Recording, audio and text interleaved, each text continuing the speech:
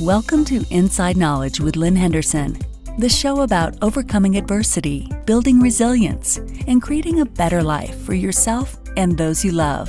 Hello and welcome to another episode of Building Resilience with Inside Knowledge. I'm your host, Lynn Henderson, and today I have pleasure in introducing you to my guest, Lauren Selfridge. Lauren is an associate marriage and family therapist in San Francisco, California. She works with couples, individuals, and people living with chronic illness. Lauren was diagnosed with relapsing remitting multiple sclerosis in 2015 and has found that although living with an autoimmune disease is not an easy path, it's brought more joy and fulfillment into her life than before. This January, she launched the podcast This Is Not What I Ordered, a weekly interview show about full-hearted living with chronic illness and health challenges. She believes that the biggest difficulties in our lives are often invitations into a deeper, richer, more conscious relationship with ourselves. Well, hi, Lauren. Thank you so much for appearing on my show. Hi, Lynn. Thanks for having me. I am really interested first just to find out what your career title is, although I must say, let other people know that you are also a podcaster and I love your podcast. Oh, thank you. But you do have other strings to your bow and I'd love to hear a little bit about that. Yeah, so I do a few things. Mainly, I'm an associate marriage and family therapist. So I work with couples and individuals in California.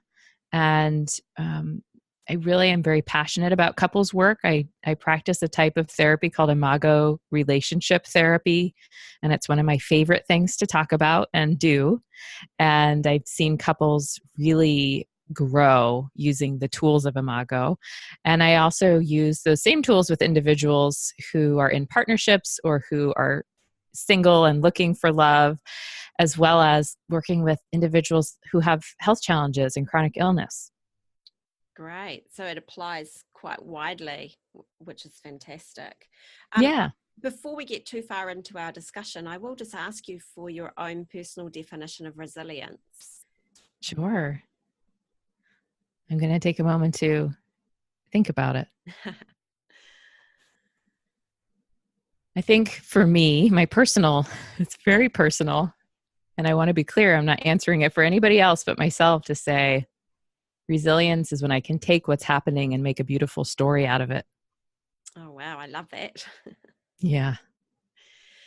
So I guess this is probably an appropriate time then to ask you a little bit about your journey to building resilience. Do you feel like you were born resilient, or is it something that life has taught you along the way?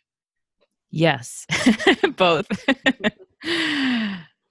I think that in some ways I've been a very spiritually connected being from, I think at a very early age, I remember having a strong connection with something greater than myself and experiencing wonder and delight and a sense of my own wisdom. Even as a child, I felt like, when am I going to grow up and be taken seriously? Because I'm ready to take myself seriously now. So I think I've always had a very strong spirit and almost like a little bit of a fierceness to me. And on top of that, I'm a regular person who has had difficult things happen to me that have taught me how to be stronger in all of the areas where I'm not strong or where I haven't been. I think of all the challenges that have come up with my health journey as being ones that have shed light on the areas where I need to grow. Yeah. Wow. And one of the areas you talk quite a bit about in your blog, and you talk about building beloved community. And I wondered if you could, in a nutshell, sort of explain what that is. I'm trying to think of which blog you're looking at. Do you remember the name of it or where you found it? No, because I've just taken little quotes out. But I would say it's from your main website. Well, I don't actually recall. I know that I've done work in the past at a a university doing social justice work at actually a few different universities around social justice education. And the concept of building beloved community is one that a colleague of mine, Shirley Strong, has been really an inspiration to me and helping me understand. So the two of us have done work before and presented before at the National Conference on Race and Ethnicity about how can we build competencies as a community towards social justice while keeping the spirit, the connection to the spiritual self and the spiritual world present, so that we're not too focused on just the knowledge building or too focused on just the compassion. We want both the wisdom and the compassion. So building beloved community means different things to different people. I think for me, it's about bringing consciousness to the areas where I have what I'll call privilege, meaning my social world affords me stories about who I am that help me gain access to resources, and stories about who I am that keep me from having access to resources, and that I play a part in that by either unconsciously going along with it or consciously saying, wait a second, maybe it's not that simple, and really looking at where I'm upholding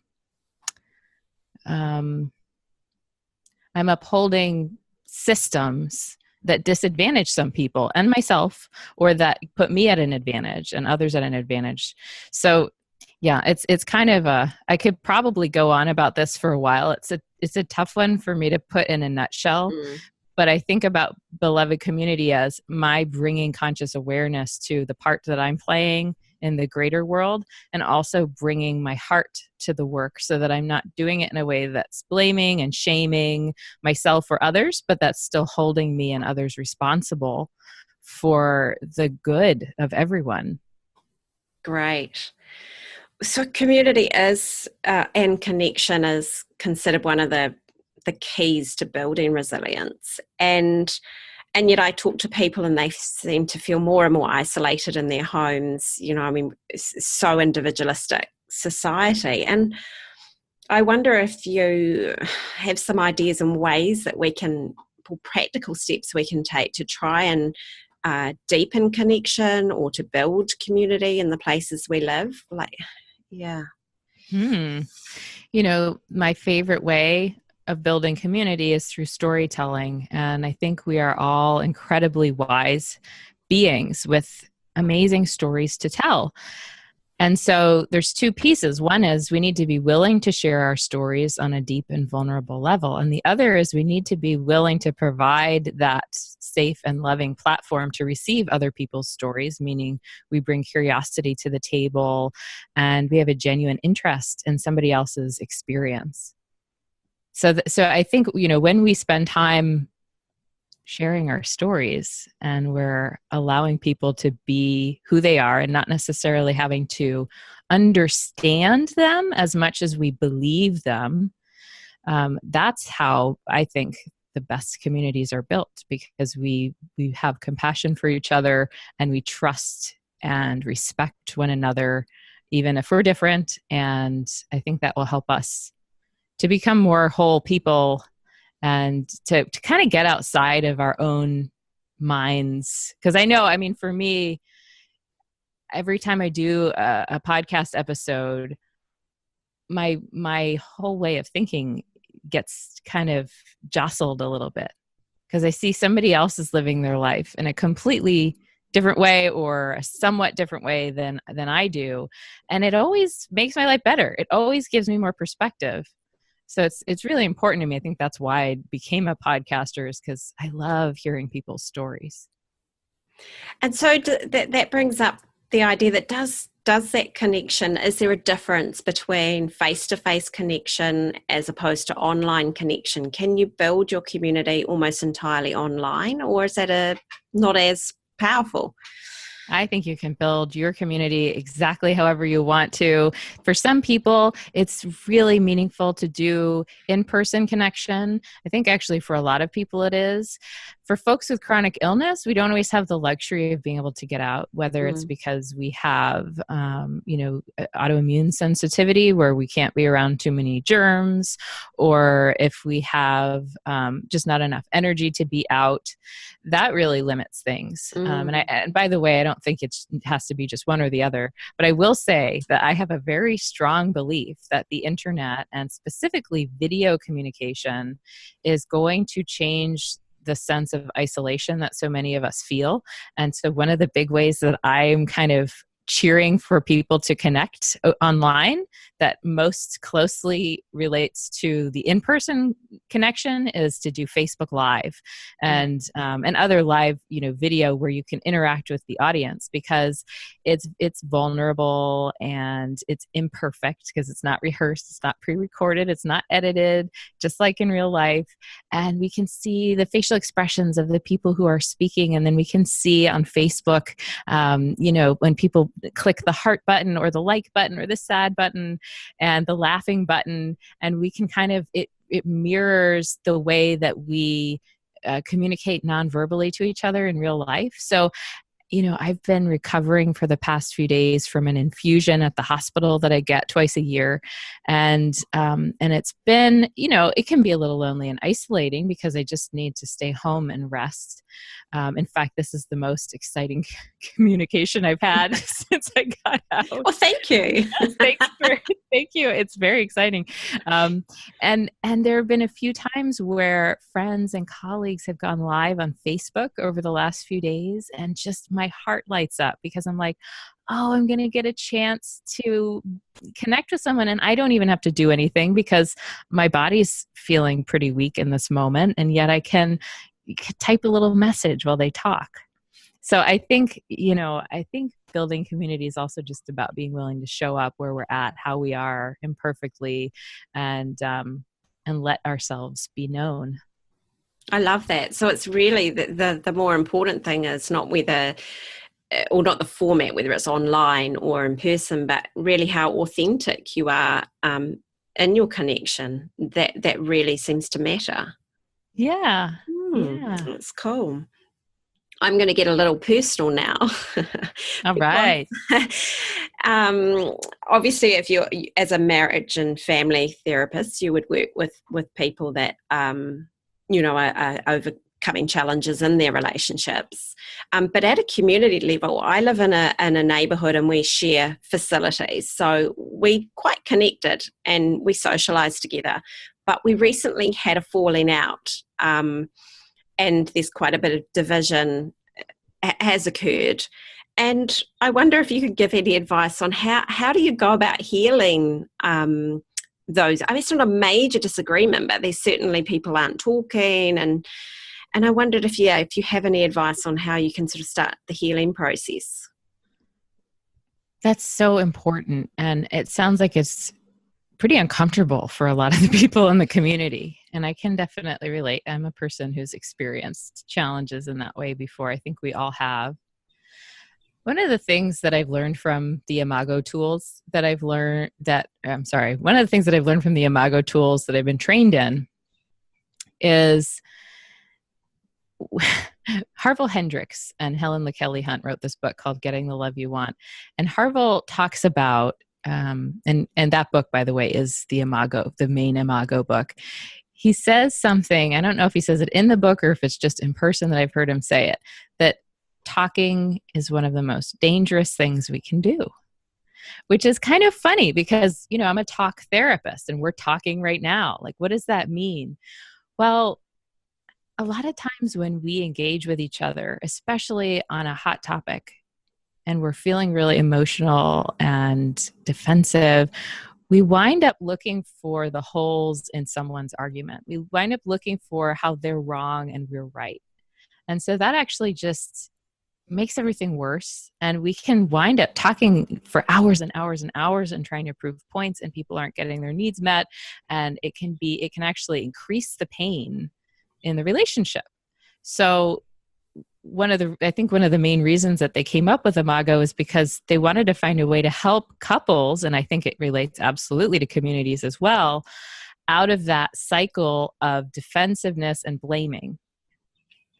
And so what I teach couples when they come in, and what I'll say to you as well, is that when we're in communication about something that's really difficult, it's so important to turn towards each other, actually physically turn towards each other if we can, and designate someone to be the one who's sharing first. And in that process, let's say we're the listener and the other person sharing, we are showing up from a different part of ourselves than the defensive part. And one of the ways they talk about it in Imago is you're imagining that you're in a country and your partner's in another country and there's a bridge between the two. You're putting down your baggage of opinions and agree or disagree and judgment. You're putting it all down so that you can walk unburdened across this bridge into the other person's world. Mm. And so when you get there, you're bringing with you curiosity, openness, willingness to really see through the other person's eyes. So it totally changes the tone even before you've begun the conversation. And so from there, Imago teaches, and I teach people this, and I do it in my own life. You can ask my friends, it's for real, is my job as the listener is not to agree or disagree. It's to really just take in the information. And as the person shares, you can either do it formally or informally. I'm mirroring what they're telling me in a neutral way. So I'm not adding intonation. I'm not asking questions. I'm not trying to intervene. I'm saying, oh, you feel this way. This is what it was like for you when I said that. And then the next piece is for me to tell them why they make sense based on who they are, which is, again, so different from how we normally do things. It's like, well, here's why you make sense based on my criteria, or here's why you don't make sense based on my criteria. And so what I'm doing then is I'm saying, based on what I know of you, I could totally see why it would have been scary for you when I told you X, Y, and Z. I'm not saying I'm bad. I'm not saying I messed the whole thing up, but I'm saying I can see why you're hurting. And then the third step is to empathize. And I just guess a few emotions that I think the person might be feeling. And I check with them and I say, are you feeling maybe a little bit defensive and relieved and curious? And then they get to tell me. And then we switch. And so that's the very formal way to do it. But there are ways to incorporate those 3 steps into regular conversation, and to incorporate that mindset into regular conversation where I'm approaching the situation not to come up with a solution, which I think sometimes that really takes us off track. I'm approaching it to say, I want to nurture the connection in our relationship, because I think when we do that, then we can come up with amazing things together. But usually there's hurt that is the impetus for why we're coming together. And I will say, this is going to sound very cliche, but I deeply, deeply believe it, and I've seen it time and again. Rupture in a relationship is an opportunity to deepen that relationship. When everything's going swimmingly, that's fun, but we're not necessarily getting to know each other on a deeper level. And when I see that you and I can get through hard things together, I get to see you more, know you more, and love you more, and feel safer in the connection. And then I show up more as myself, and it snowballs. So there's your answer. Fantastic. No, that's great. I can absolutely see, the logic in it. I guess it takes practice, doesn't it, for it to become natural? Yeah. Yeah. Because you know what? It isn't natural. And I joke with couples the first time we do the exercise, I check in with them like, how was that? And often they'll say it was awkward. Yeah. And I tell them it was awkward because we don't talk like this normally. Yeah. Yeah. And you're like, can we get that out the way so I can just prove my point? Right. And you know what, for me, just on a personal level, one of my kind of barometers of whether or not I should say something, especially in a romantic relationship, is if I feel really strongly inside that what I'm about to say is really clever, then I need to not say it, because clever is not what brings me and the other person into connection and understanding. It usually is shaming.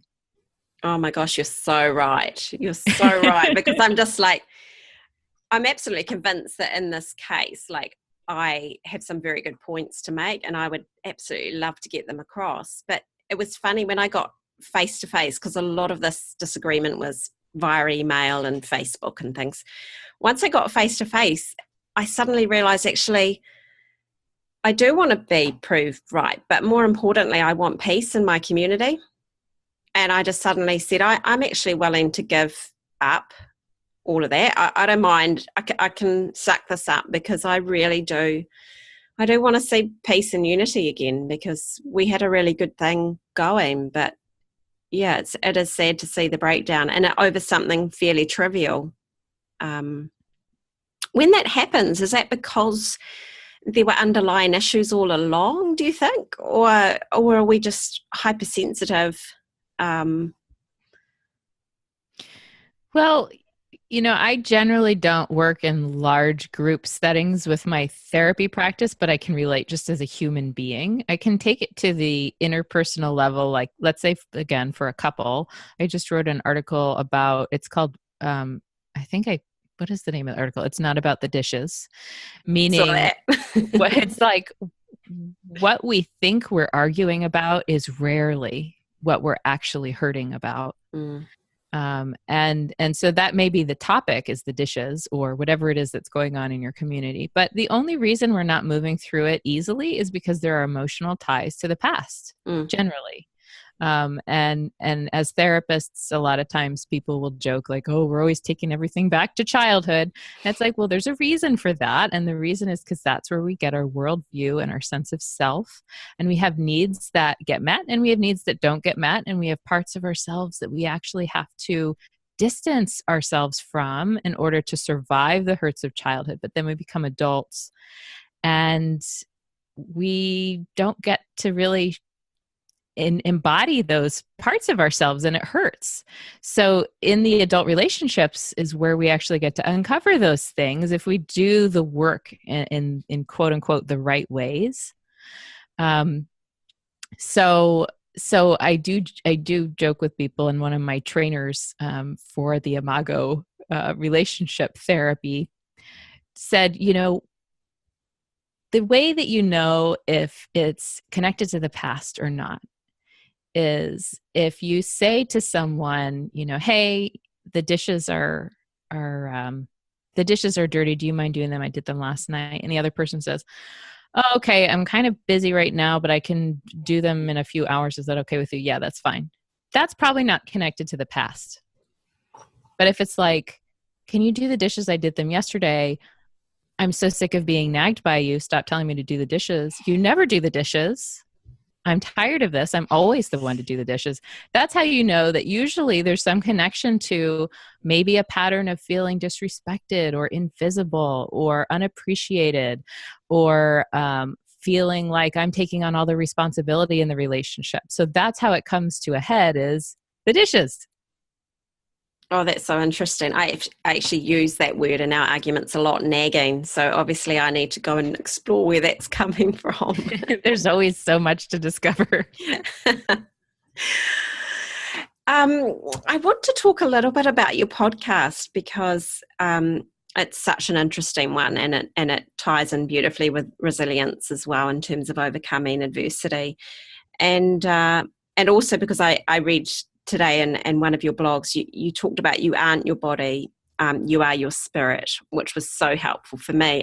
Not suffering from a chronic illness, but simply I've just had a bad back, and it's been going on for weeks, and it's starting to get me quite down, because I'm trying to be resilient, and yet it's almost like the more I run, the more I'm in pain. But I really would love to talk about the motivation behind your podcast and a bit about it, because I think it's so great. Thank you. I'm so excited when I hear you say that you like it, because I just started it. And, it's like, it's such a fun adventure, but you never know when you start a project. This is a new podcast for you too. It's like, is anybody going to listen to it? And is it going to be good? Are they going to like it? So thank you for saying that. The inspiration behind the podcast was my own experience being diagnosed with relapsing remitting multiple sclerosis. And that was a little over 3 years ago. And it was a life changer in the sense that, and I kind of joke, like I wasn't planning on getting multiple sclerosis. I didn't identify as somebody with a chronic illness. And yet here it came. And so my world was sort of turned upside down. And I knew that I had some choices ahead of me. And this isn't something that the concept of choice is something that I've always kind of believed in, and believed that I have a lot of choice in my attitude towards life. And so I remember the day that I was diagnosed saying, I'm going to make a choice to make this into a positive thing. And it hasn't always been positive. I'm not going to lie and say it's just been great, because it hasn't. It's been really hard. I've been through some of the hardest, darkest times with this, but in the process have come to meet myself on a deeper level. Kind of like how I was just talking about when we have rupture in relationships, we get to deepen the relationship. I think the same's true in our relationships with ourselves. It's like, whoa, I've been going through a really big team building exercise with my body. Yeah. So I knew that it wasn't just me who was gaining wisdom and insight from the difficulties with having an imperfect body. And that I wanted to hear from other people and hear how they live their lives and what is the wisdom that they've gained. Because a lot of times when people have health conditions, we ask them like, how does your body feel? How does it feel now? And that's all we know how to ask. And that's just like one piece of the bigger picture. I want us to be asking each other deeper questions like, how's your spirit? How are you getting through this? What are the biggest surprises for you? Who's there for you? If your illness could speak, what would it say to you? So these are the kinds of questions that I want us to be asking. So I do it on the podcast. Yeah, and that last thing, and you said about talking to your illness. One of my previous guests talked about dealing with endometriosis, and she also said she described it as an unruly child that was having a tantrum and wasn't getting the right kind of attention. Oh, and, yeah. And it's really interesting. And she also said in her group, which was for people with endometriosis, when they talk about what the illness has taught them, a lot of it is positive, which is quite interesting. It really is. Isn't it kind of surprising? It is. Yeah. I mean, like you say, it's not what you would have chosen for yourself. No, it isn't. And yet, I was talking to a guest the other day who said this, and I agreed with her. She said I wouldn't change it if I could go back. And she also acknowledged, her name's Romina Pacheco. She acknowledged not everybody feels that way because we also have different levels of discomfort and challenge with different disabilities and illnesses. So I also don't want to say that everybody should feel this way. But the truth is for me that because of the insight I've gained and because of the deepening of my love for my deepest self, I wouldn't change it. I love it. I don't have necessarily a great time when the symptoms come up, but I've actually learned to enjoy it to some extent as much as I can and to go with the flow as much as I can. And on my good days, I do. So it is like this unplanned, my favorite quote is the guiding quote for my life and the podcast, which is, it wasn't as she had planned. It was perfect instead. And that's Byron Katie. Oh, wow. That's wonderful. Yeah. Yeah, that's amazing because it also something you said just resonated with me because my previous guest had talked about her husband dying and how one of the big challenges was how it changes her sense of identity, you know, and you sort of said the same thing. You're suddenly someone with a serious illness, which is such a big change. And is that, you know, one of the massive adjustments is kind of you suddenly maybe see yourself a little bit differently or, yeah. Yeah, absolutely. A lot of how I have seen myself in my life has been around my physical energy. And I never realized that until now. Oh, okay. Like identifying as a person, and I don't even think of it as an athletic identity because I am by no means an athlete, but just I like to go for walks and I like to walk to the store instead of drive to the store and things like that. Or when I'm in social situations, I use my body to gesticulate and to lean in and to make facial expressions to show that I'm with someone. But when I don't have the energy for that, it can impact my self-esteem if I believe that it means that I have changed on a core level. I use my body to do so much, express so much, get me so much that I've been forced to kind of really sit down and take a look at, like, who am I? Am I my physical energy? And it has been hard at some points. I love dancing. There have been long periods of time when I haven't danced.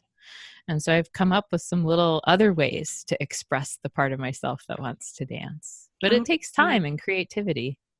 That's interesting, because I was about to ask you, how do you overcome that, or how do you adjust that when a part of your core identity you feel is taken away, either temporarily or permanently? So what you say is you find another outlet that is possible for you. Yeah. There's a really awesome way to kind of think about first what's the value that I'm expressing or tapping into when I do these things that I'm used to doing with my body. So with dancing, for example, it's like self-expression, creativity, opening my heart, experiencing joy, playfulness. And so it's like, well, how can I look at all those things and see how I can do them without having to have physical energy in my body? So one of them, which is very simple, is to close my eyes and to choreograph a dance and to see myself dancing. And usually I can do much better dance moves in my mind anyway. So that's one of them. Another is that sometimes I'll just sit in a chair and just feel the music. And sometimes I'll move a little bit, but not, I don't want to get myself dizzy or whatever. And that works too. So, and then I've seen Instagram's a great place for a lot of people with chronic illness. There's this one young woman that I saw using a wheelchair who was struggling, didn't want to be using the wheelchair. And then there's this video of her out on the dance floor with her mom, who is just loving her and twirling her around. And she's got this big smile on her face. And so it's like, there are so many ways to get to the essence of what it is we use our bodies for. It's just that it doesn't come in the same package that we had planned for ourselves. And also, I don't want to just give rose-colored glasses. There are some literal things we just cannot do. And I don't want to say that, like, oh, well, just find another way, everything's going to be fine. Sometimes we need to grieve that we can't do the thing. Like, so for example, if I was a professional dancer, that would be a really, really, really big life-changing thing to not be able to reliably dance. Yeah. And I would need to grieve in a big way. Yeah, that's an important point to make. So you don't feel that if you can't come up with an alternative, that's a failing, on top of everything else. Yeah. Yeah. So I always ask at the end of my interviews if there is a personal tool that you use in your life to maintain your sense of resilience that you could share with other people. Let me think on that for a moment. So this tool that I call it letting my symptoms be a tour guide. And so how it works is acknowledging that that I have the conscious choice, if I feel okay doing it, to put my symptoms in the tour guide's spot, meaning I'm not in charge. The symptoms are in charge of where they take me. And I, if I'm willing, go along for the adventure in the same way that I encourage people to go across the bridge into the other person's country. It's like, take me across the bridge. What do you have to teach me? What is it that I haven't seen or known before that these symptoms can show me? So whether it's dizziness, which gets me out of my head and into my heart, or out of my rumination and into silliness, or fatigue, which gets me out of overworking mode into relaxation mode, that I'm expanding my worldview. So, and it's also really decreasing my stress when I allow my symptoms to be what they are, because it turns out they're going to be what they are anyway. So that's what I call it, is letting my symptoms be my tour guide when I'm willing. It's an Wow. exercise. That's awesome. That is so interesting. I love that. And I'm definitely going to apply that in my own life. So thank you so much, Lauren. You've just shared so many amazing, thoughtful ideas, and I really appreciate it. Thank you, Lynn. It was really nice to spend some time with you from across the world. Thank you for joining me for another episode of Inside Knowledge. Lauren just had so much wisdom to share with us. I found it very inspiring, and I hope you did too. You can find out more about Lauren's psychotherapy business at laurenselfridgetherapy.com. And you can listen to her podcast, This Is Not What I Ordered, a podcast on full-hearted living with chronic illness and health challenges, at laurenselfridge.com. If you'd like to learn more about the Inside Knowledge podcast, you can go to our website at insideknowledge.blog, or go to the Inside Knowledge Facebook page, or request to join our group. And we can start having a conversation about building resilience and sharing tools and lessons that we've learnt along the way. Thank you for joining me today, and I hope to see you next week for another episode of Inside Knowledge.